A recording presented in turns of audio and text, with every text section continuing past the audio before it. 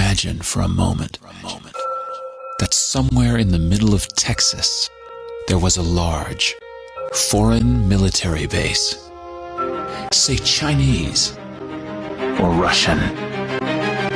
Imagine that thousands of armed foreign troops were constantly patrolling American streets in military vehicles. Imagine they were here under the auspices of keeping us safe, or promoting democracy, or protecting their strategic interests.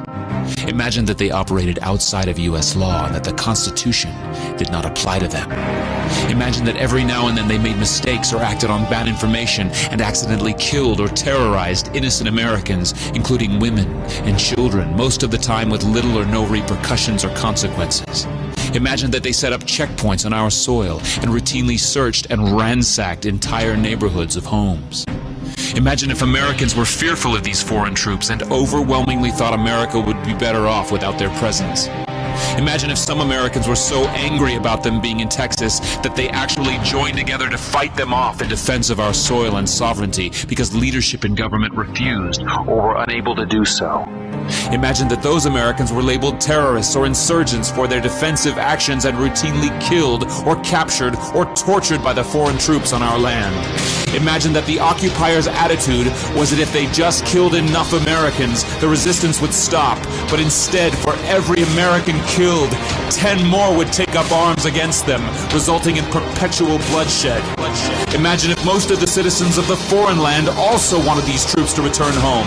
Imagine if they elected a leader who promised to bring them home and put an end to this horror. Imagine if that leader changed his mind once he took office. The reality is that our military presence on foreign soil is as offensive to the people that live there as armed Chinese troops would be if they were stationed in Texas. Shutting down military bases and ceasing to deal with other nations with threats and violence is not isolationism. It is the opposite. Opening ourselves up to friendship, honest trade, and diplomacy is the foreign policy of peace and prosperity. It is the only foreign policy that will not bankrupt us in the short order, as our current actions most definitely will.